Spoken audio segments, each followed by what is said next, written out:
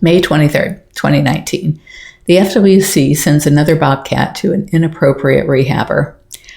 I suspect that I know why, and it's frustrating.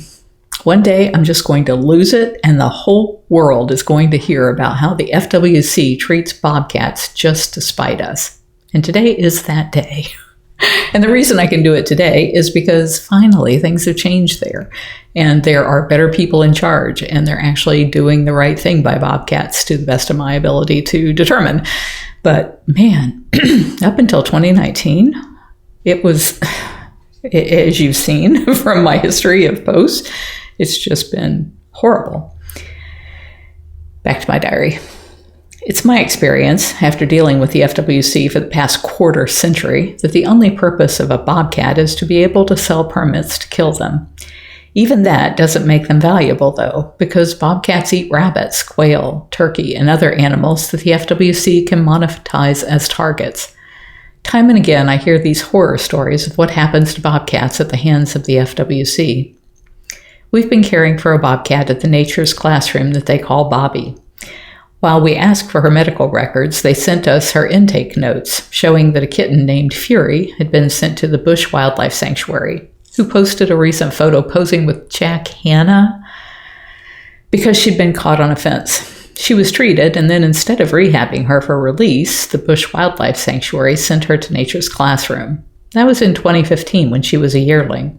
Her records indicated that she healed quickly from the wound. The only other vet visits were for vaccines and nail trimmings. What happened to her disposition, earning her the name Fury, in between the time she arrived, June 18th of 2014, she had an estimated date of birth of May the 31st of 2014, and her last medical record of April 10th of 2015. On April 26th of this year, I was trying to track down a bobcat kitten that had been found and turned into a fire station. I contacted both the FWC and the rehabber mentioned in the story, but they never responded, and FWC said they didn't know where the kitten was, even though I sent them the article telling them where the kitten was. I sent this to Back to Nature Wildlife Refuge and Education Center on Clapsimsduda Road in Orlando, which was the rehabber mentioned in the news story. We have a 6-week-old bobcat kitten, and we're wondering if you'd be willing to send over the kitten you got from Fire Station 7 in Orlando to raise with her. You can see our 4,200 plus square foot rehab enclosures at bigcatrescue.org/bobcat-rehab.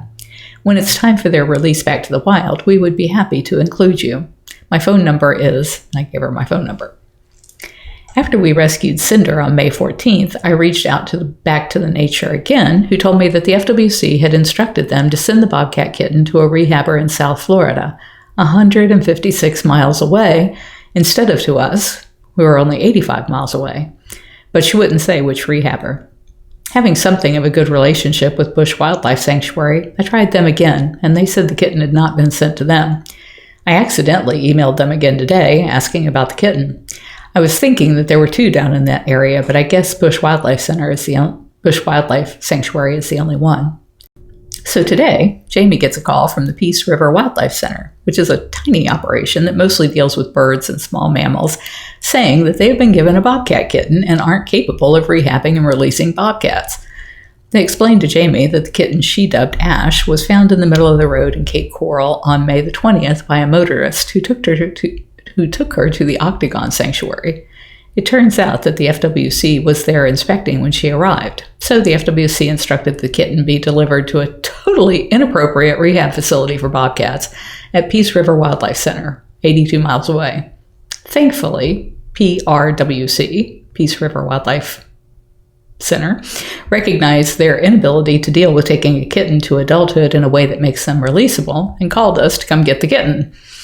There are only 5 regional offices for the FWC in Florida. How hard can it be to get the word out that the only viable option for bobcat kitten rehab and release is Big Cat Rescue? If you're enjoying my diary, please like, share, and subscribe. You can find other ways to connect to me over at bigcatrescue.org/Carole.Baskin.